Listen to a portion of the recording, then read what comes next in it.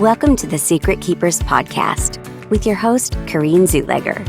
Join us as we uncover the hidden thoughts, stories, and moments that help bring light to the healing power of truth and examine how silence can affect us mentally, physically, and spiritually. We'll also share profound stories, interviews, and transformative narratives to help release ourselves from the hidden and step into healing towards inner peace, joy, and fulfillment. Now, here's your healing strategist and host, Kareen.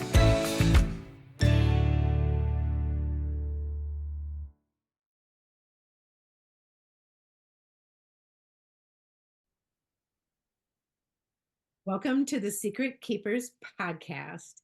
And today, my guest is Kamille Thomas, and I am going to let Kamille tell you a little bit about her. Hello, everyone. My name is Kamille Thomas, and I am a retired aircraft maintenance technician turned writer, author, editor. And I have two beautiful daughters and a bonus son that I absolutely love. Even though, I'm divorced, he's still mine. So that's just a little bit about me. I love that. I love that. I love that you have a bonus son. Yes, yes, yes. Love Okay. him. I'm just curious because you went from being an aircraft technician in the military to being a writer. So tell me a little bit about that transition and what did that look like? That transition was crazy. So being a writer was something that I never thought that I would be. I never aspired to be a writer. I actually am really good when it comes to training. So like group training, leadership training, things like that. And I was a master resilience trainer. I still am, but so I thought that that's what I was going to do after, my career in the Air Force. So in 2020, I had to make a decision to retire. So very quickly, I'll just give you a timeline. I had deployed in 2019, came back to some devastating news about like my daughter and things like that. Just prior to that, I had experienced a sexual assault. I came back to an organization that didn't really welcome me back the way that I felt like, was deserving of the group and what we did. And I had a mental health crisis. And then on top of that, I had a health crisis, like a physical health crisis. So I have four major surgeries in a year and a minor surgery. And then I found out my father was terminally ill. So with all of that going on, I was like, most people around me didn't know because I had gotten so used to compartmentalizing that, I just was, it was like automatic. I was on autopilot. So I made the determination to retire. And out of the blue, one day, my friend calls me. I had had surgery. She calls me and said, "Hey, do you know any ghostwriters?" And I said, "No, I don't know any ghostwriters, but I said maybe I could look." For me, I was gonna go on Fiverr, right? So I said, "Well, maybe I could find you one." And she was like, "Oh well, do you think you could write my book for me?" And I laughed. Karen, I laughed, and I said, um, "Why would you think I could do that?" And she said, "Oh, because God told me that you can." And I said, "Well, he didn't tell me." So she said, "Well, just pray about it and then call me back." And almost instantly, I felt a resounding yes. So I called her back the next day because I said I was going to pray about it. So I did. Called her back the next day and I said, "You know what? I'll do it." I had never had, well, I had written a chapter in an anthology before. And I asked her also, I was like, "How do you know? Why would you trust me with your life story?" She said, "Well, I remember your story and I see your post on Facebook." And she was like, "And I love the way you write." And I'm thinking, you're going to have me write your life story over some posts on Facebook? But she was, she was so serious. So, Yeah. I was at home, and I had had surgery and she was like sending me like little pages of things that she had written in therapy. And I said, "Okay, God, this is me and you. Like, you said I could do it. So you're going to have to help me through this one because I've never done this before." And so it took about 8 months. And after 8 months of, it was journal entries here and there. And I had to figure out how to do it, whether she wanted chronological or whatever, event based. And we did it.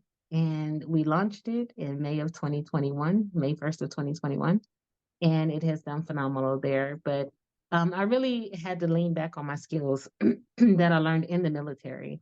I had to write. I was over big sections, 100 and something, 200 people, 400 people. And in my sections, I wrote from anywhere from like 30 something to 100 and something performance reports every year, plus awards every month, plus annual awards, plus reports, plus I was doing programs. So I used all of those skills that I really built in the military in my writing career. So that's kind of how I transitioned from military to becoming a writer and an editor. So yeah. I love it. I love it too because you really didn't even recognize that you were already a writer, because there can be that, well, this part of me, I'm just writing reports, Mhm. and doing things, right? But what could that possibly mean over here into writing a book, right? And so that's so interesting how, like, you didn't see it at first, but then you're like, well, heck yeah, I can do this. I can do this. Yes. Yeah, I love it. I and I love how you were just saying, like, you had all of these things that were going on in your personal, and you were talked about how you just kind of compartmentalized them, kind of kept them inside. And so to the outside world, people didn't necessarily know what was happening on the inside. Can you just speak to a little bit, because you said you had a mental health crisis, and uh, you know, just speak to that a little bit. Absolutely. So, like I said, I had just prior to that, I had experienced a sexual assault.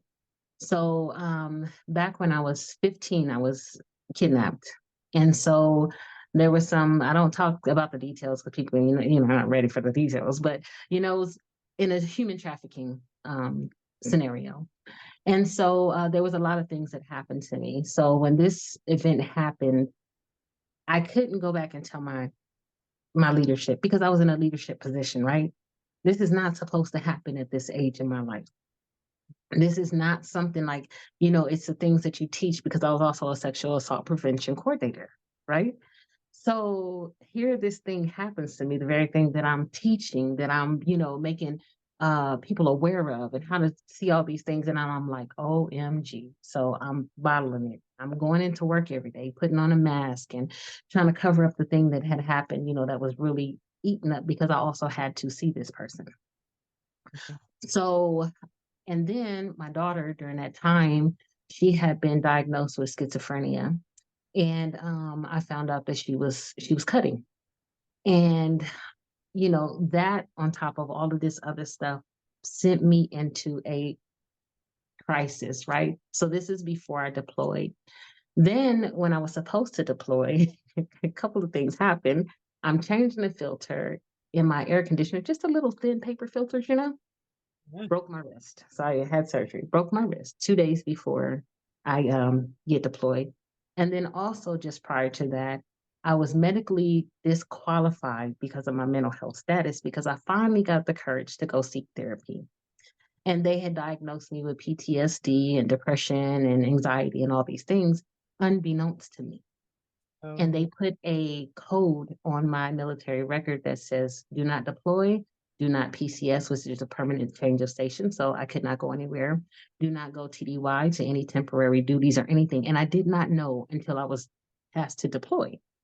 And so I'm like, all of these things together. And I was like, I want to get out of here. I need to go out. Let me go deploy. Let me go serve my country. Let me go lead troops the way that I know I can lead them to, complete these missions. And so I had to again, and I had to have a conversation with the medical group commander. And he said, if I let you go, because he saw my history, he asked me about my childhood, he asked me all these things. He said, will you be okay? I said, I promise you. I said, nobody knew these things were going on all these years. And I said, so I promise you that this will not be the time that I lose my mind, like yeah. let me focus my attention. So, yep. So I did that and we broke history, in so many areas while I was on that deployment. But when I came back, everything kind of came to a head. And, it was just the reception wasn't there. It was a lot of things going on And yeah, I just said, when it's time to retire. And at that time, I had done 24 years already. And so I was past the retirement, where I could retire. Yeah. And so with all of those things, the culmination of it, it was just, I had to make a decision for my health, my mental health, to retire. And so I did. So, with all of that, taking all of those skills, I really had to learn how to utilize that. And I was like, I am a good writer because they used to be in competition with me all the time. Like, we're going to beat her in awards. And I'm like, no, you're not. so, so it Yeah. was just, that transition. But yeah. Oh, yeah. Well, just a lot there, right? There's a lot there. And I just, like I want to say to the audience that, you know, um, if you're struggling with your mental health, always seek professional care. But there are ways too um, that we can overcome. And can you talk to the audience a little bit about the steps that you took to be able to continue on with your life and find the amazing joy that you have? And we're going to talk about that too.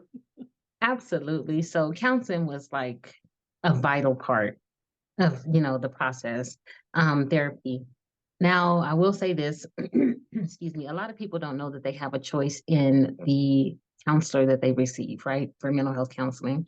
You can ask for a Christian or a Muslim or a Jew. You can ask for a male, a female. You can ask for a specific race or whatever you want, that hold certain views. You can do that. And the initial counselor that I had, I loved her. She was very, very good. And in the middle of my therapy, they changed me to this another guy. And he was not Mm. what I needed. He was not what I needed. I was like, you guys should revoke his license. That's how bad he was. And I'm really an easy person to deal with. And it was so much so that, the commanders had to step in and they had to remove him. And then afterwards, I had to find the courage again because that experience was not good. It was very traumatizing for me. Very. I had already been vulnerable, to open up of all these things that happened, to have this kind of counselor come in and he was not helpful to me. So I had to say, okay, Kamille, you know what you need. And even though that counselor wasn't good, there are tons of good counselors out there because you had one before. So I took a leap of faith and I asked for certain characteristics in a counselor. Yeah. And so they got me with one who was very, very good. She's younger than me. She's much younger. It looks like she's just out of college or something. And we have different backgrounds, different everything, but we were a great fit. And she helped me through. We did a lot of the intensive therapy sessions. I had to go back and, to my childhood. I had to write out some things. I had to, it's crazy. So um, I went through that because I knew I needed it. And then I started surrounding myself with these communities like the EO community where you and I met and with supportive people who I didn't have to tell them my story. They genuinely cared about me and I felt that. And through their stories and the things that we were learning, I was able to utilize those principles, those concepts in my own life and changing my thinking about those events, that happened to me and see how they could work for me, and how I could, turn that around and do something positive for other people. And I've always done that because I was like, I would not want what happened to me throughout my life to happen to other people. So I would always help. I was always in a help mode. I was always volunteering. I was always doing humanitarian work. I was always teaching. I was, doing all of these things. And it's easy to do for other people. Sometimes it's harder to do for you, the work on you. I can pour myself out to everybody else because I have the passion because of my own experiences. But doing the work on yourself is, whoo, it is not fun. It's hard. It's grueling. It hurts. It's brings up so many things, but it's so necessary to purge yourself, to understand those things so that you can move forward in a positive way and use those experiences to help you help others and to continue to help you help yourself. So, yeah, I would say seek counseling, seek a community of people who genuinely care, who will not let you wallow in your, I say I give myself 24 hours. I feel how I feel. Yes, it hurts. Yes, I don't like it. Yes, but when I get up, I'm like, okay, so what do we do now? What's the next step? Where are we going to go from here? What are you going to do with all these feelings? Because just wallowing in them is going to keep you in the same spot. And I didn't want to be there. It was uncomfortable. It sucked. So I was like, I gotta not do this and I need to move forward. So what do we do? 24 hours was my personal rule. And then, let's make a plan. So seek therapy, have good friends, people, surround yourself with people who love and care and support you in your endeavors, who understand, who don't go and spread all your business everywhere. And then find something that's very near and dear to you and pour your heart into that. Yeah. So Thank you for that. And it does bring up an important point is we need to make it's important to make sure that whomever it is that we do open up to is going to take that and be the lockbox. Unless, I learned this working for the schools is, if someone comes to me and says, I'm thinking of taking my life, right? I'm not sitting on that. Right. Right. I'm gonna hook you up with the people that can help you. I'm gonna insist upon that you get some help. But if you come to me, with a secret, I'm gonna keep it. I'm gonna keep it and encourage you to get the help that you need because that ultimately can, right? It can manifest. It manifests in our bodies. It can come out as disease and disease of the mind, disease, of any part of your body if we're yes, not healing it. But and then you brought up another valid point. So, surround yourself with a community of people. We are wired as human beings for connection. And yes, even if that connection is virtually. And that is how you and I met. We met through the Empowered Living community. Look it up on Facebook. That's how we met. And, what a beautiful blessing. I've met so many amazing people in that community. And there's lots of good communities out there. This had just happened to be the one that we were in. And we have an amazing mentor through that community named Paul Martinelli. And then we got to meet so many cool people who oh we my call goodness. friends. And that helped. I don't know about you, but I know it's helped me. And I'm going to give you a shout out because I'm going to talk about this. So Camille and I were at an event called Turning Point with Paul. This was 2 years ago. Was Two it 2 years? years, yes. Okay. So it was in April of 2022, and it was really about like overcoming fears. And so you had obstacle courses, and you could do the real high, and then there was a medium, and then there was what Paul would call Chicken Little. And but it was really like, what did you need? And so I'm like, I'm tackling the big course. I'm gonna climb the tall pole, and I'm going to the zip line. And um, well, I did the tall pole, and then there was an obstacle course thing in the middle of it, and then I got up there, I did chicken out, and I walked and I got back down, and then I was kicking myself, and so I wanted to do the zip line, and I said, Camille, I need you to go in front of me, and I'm gonna have one of our other friends go behind us, and I'm like, neither one of you let me turn back because I really want to do this. And so they're like, we got you, girl, we got you. And so up the rope, I go, Camille first, me behind her, and then I get to the top, and I'm like, just like, because it's 100 feet in the air, and I'm like, oh my gosh, why am I up here? Why am I doing this? And the young man working the course is like, okay, I'll help you up. And Camille steps in front of him, pushes him aside, and says, I got this. Reaches her hand out to me and is like, I got you. God got you. Like, we're not going to let anything happen. And I will tell you the ease that came across me. It was just so beautiful. And, but that's just the power, right? That power. And, I got you. I got Yes. you, and making the friends that we've made along the way and walking that together and learning each other's stories and the journeys because we got into deep mastermind things where we were able to share and shine a light on a lot of stuff. And And now I get to celebrate with you because Yeah. of all of the amazing things that you're doing that I want you to share with the audience because it's so cool. It's so cool what you're doing now. Thank you. Thank you. So that book, that thing we were talking about, where, I took a leap of faith and I just drew on all of the writing experience that I had in the military. And I've always liked writing. I can look back and I have journals and diaries and all kinds of stuff from, when I was young. But I really drew on my military experience and being able to do those programs and organize things and, writing all kind of training things. And when I took that leap of faith, we had no idea what was going to happen. And like I was telling you earlier, there's times where everybody gets, oh, I want to be a bestseller. I want to be an Amazon bestseller. And it just dropped in my spirit that that was not what we should be focused on. And so, at first we got caught up in it. And then I told my friend, I said, you know what? This just kind of came to my spirit is that, let's say a prayer. And my prayer was, Lord, let this book do what you intend for it to do. Let it do what it's supposed to do. And when I tell you, uh, this is way better than a bestseller, okay? Way better than a bestseller. So we launched it initially and it was a PDF, right? So because my friend is South Sudanese.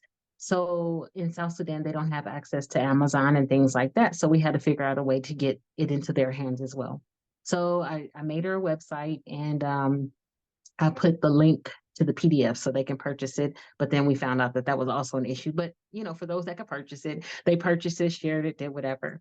So a few people got a hold of it and there were guys. And we thought the audience was going to be a girl, women, mostly women, because it was a women's story. But about 75% of the audience for that book is male. And for a couple of reasons, but it was so powerful because it was a few young men at universities across Africa, East Africa. So Egypt, Sudan, Ethiopia, uh, Kenya, South Sudan, and Uganda. And all of them got a hold of it and said, we want to, well, one guy did first, and he said, we want you to come here. When they found out we were going to go to South Sudan, they were like, oh, well, you have to come here. So all of these young men at these universities put together a book launch in their universities. And so we did a 6-country, 7-city tour in East Africa. And when I say thousands of people, we sold thousands of books. She's probably 10,000 books already. We sold 6,000 in about, or over 5,000 in about 6 weeks' time.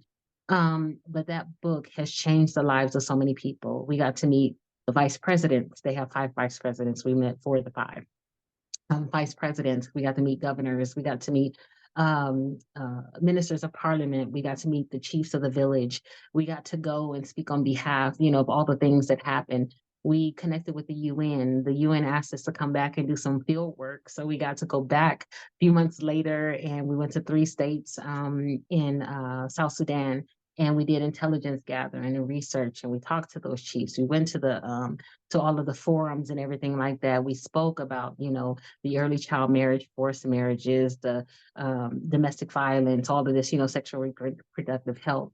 Then they asked us to come back and partner again. So we created an organization, NGO and non-governmental organization in South Sudan. So we started NGO and we went back again. So I spent 6 months of last year in South Sudan teaching activities on sexual reproductive health, financial literacy. We did GBV and art, gender-based violence and art, art as a way of therapy, which we got somebody a scholarship, an art scholarship. So many gifts and talents were like just emerged out of that event. We got to go to Egypt. We got to go to the World Cup qualifiers and be with the South Sudan Bright Stars. Before this, hardly anybody knew South Sudan even existed, but we got to go there for the qualifiers. We got locked out of stadiums. They harassed us, but they won. They went to the World Cup in Philippines. I was also there, was able to go there and support them there. And they were the only male African team to come out of the World Cup that was represented in the Olympics. And so they're number 1 in Africa. They went from 124 to number 29 to now number 1. And then we just got to support them in Paris for the Olympics as well. But the work that came out of that, doing something that I never thought that I would do has been like it still gives me goosebumps when I think about it. Like the lives that are impacted, the people that we were able to speak to, the laws that were changed. First time, in 2 states made it illegal for forced marriage and early child marriage and raised the legal marrying age to 18. Another state reduced the dowry to 10 cows. Yes, they still have dowry. That includes real cows, cow money, right? Or a money cow, right? Um, so they reduced it to 10 so that younger people can get married to the loves of their lives, because oftentimes it's your status, your wealth, or whatever, then you can marry the younger girls. So that happened. And it's just been a phenomenal, mind blowing, unbelievable ride. But I'll say this too. When I was retiring, when I felt in my spirit that it was time to retire,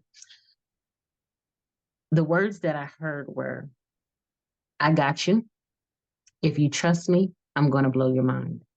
And within a week, 3 people came to me and gave me, they did not speak to each other, did not speak to me. And they gave me the exact same words. I said, okay, God, I'm getting out of here with no real plan now because everything has changed. And, the time was whatever. And I was like, and I don't have a job, which means that I don't got no money because my paycheck just got cut in third. And I promise you, every month bills were paid. I was able to still be in the community, still be able to get programs to help grow me and do all these things, still be able to participate in a lot of things. I didn't miss a beat. And I said, one day I was like, I got nervous. And I'm like, okay, God, you said, if I trust you, that you was going to blow my mind. You better get the blowing my mind. Because if all of this was for nothing, I promise I'm going to quit. Now, I didn't know what quit was going to mean. It wasn't like suicide or anything like that, but I was just over it, right? Who wants to have no money, no job? And when I tell you, things started happening after that, and I am mind blown at the things that I've experienced over the last, just since 2021, 22. I've literally been around the world, and it has been a phenomenal ride.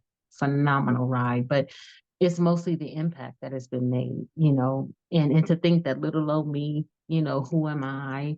I don't have any big titles. I'm just a retiree. I'm just, all this, to be able to be a part of the change that has happened, literally the change in an entire country. Yes. Yes. I just want to celebrate that. I'm just gonna just need to celebrate it because I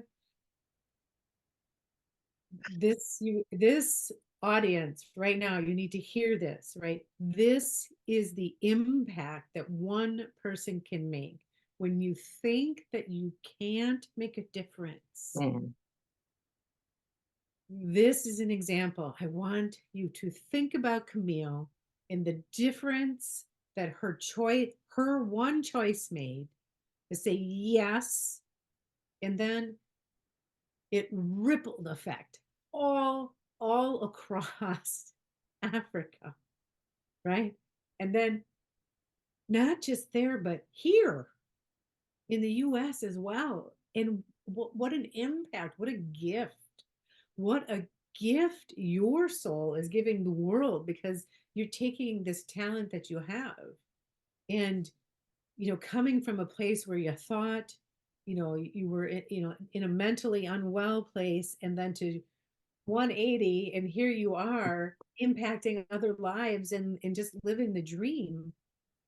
And if you could give the advice, to what would be like the first step that you would have somebody take, where they're thinking about, I'm really unhappy in this job, or in this relationship, or whatever, but I'm looking for change and I want to do something that speaks to me at the soul level.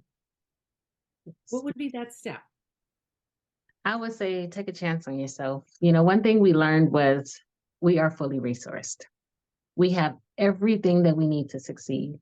When you have a burning passion, you know that you're good at something, it literally is clues to probably what you should be doing. And oftentimes we are afraid of the unknown. Like I did not know what it was to trust God until I had nothing. Nobody knew I had nothing, but I had nothing. Okay. I had nothing. And but like I said, God, you told me if I trust you, then you blow my mind. and my mind is blown. But I would say if there's that thing on the inside, something that you're good at, whatever, take a chance on yourself. I'm not saying quit your job. I'm not saying retire, but take a leap of faith and do it. You know, um, do it afraid. Because I heard they always say, your dreams are on the other side of your fears, your success is on the other side of your fear. And I didn't understand that until I actually went through it. It's a nice saying, but those fears can be like crippling, you know, and then just to say, okay, I'm gonna do it anyway. Like I think about how much you were, shaking on that zip line. And she was like, nope, I'm going back. And I'm no, no, no. We said we was gonna do this. You stick through it. But the views from there you cannot get from the ground. That Mm-mm. feeling of just elation, that freedom, you cannot get from the ground, and so there's so much more when you push past that, like that you'll never experience if you don't go through the process. Trust yourself, trust God through the process, and so I would say you have to trust that you are fully resourced, that you are capable of carrying out everything that you have in you, all of those passions, all of those desires, all of those things. You are capable, or else you wouldn't have it. You wouldn't even have the mental capacity, awareness to know that you could do it or think you could. And if you can think that, then that means you have it in you. So I Yes, would say do that. right. Because you're never given an idea, right? Unless you already have that inside of you, and we learned that. And Absolutely. I have that vision of you and our other friend who were you guys are like zipping down and your hands are free and you're like whee! Like that's exactly it, right? Mhm. That's what we need to do in life and just say, hey, like I'm gonna do this and I'm gonna give it a shot and silence all the little voices that are on the outside of you and the naysayers and the people that who are trying to drag you back down and say, oh, well, who do you think you are to do that? Well, who am I to not do it when I have been told, right? My intuition is telling me to do this, and you're going to tell me to argue with God, right? Like I'm supposed to argue with God. And, And we I, give them so much power that people that have never even tried to do what we want to do, but they have the loudest voices in our heads and out loud to tell us not to do it. Like, what qualifies you to tell me don't do it? Like you've never done it. right. So your fears you're projecting on me, and now I'm fearful. I'm taking that on as myself. So we have to learn how to silence those voices. This, I got this. And then, right, you reach to that friend who Mhm. has got you. Yes, You reach to that friend you know has got you, and you're like, yeah, okay, right? This raise me up, right? Don't push me down, raise me up. And yes. and I think it's so beautiful, and I am so proud of you. I would love for you to tell the audience how they can find you. Absolutely. So I am on Facebook. I'm on, okay, so my name on Facebook is really long. It's Kamille Stevenson or Yamoit, no, Kamille Yamoich Stevenson Thomas. So that's the name that they gave me in South Sudan, was Yamoich, which means a gift. So it's a very, very long, but you'll see me on there. I'm on Instagram, Kamille Yvonne. I am on TikTok. I just started my TikTok, so but it's Kamille Yvonne as well. And I do have a website. It's Aspire, ASPIRE, the number two, grow, GROW, higher, HIGHER, .com. So my information is on there, and my email is also the same, aspire to grow higher at gmail.com. So yeah. And I will have all of that in the show notes as well. And I just want to thank you. I want you to know how much I love you and how much Okay. I appreciate you, that have just been such a gift in my life. And I look forward to watching you just do even more wonderful things. It's so exciting. Yes. Thank you for being here, Kamille. Thank you so much for having me. I really enjoyed it, and I appreciate you, and I love and miss you as well.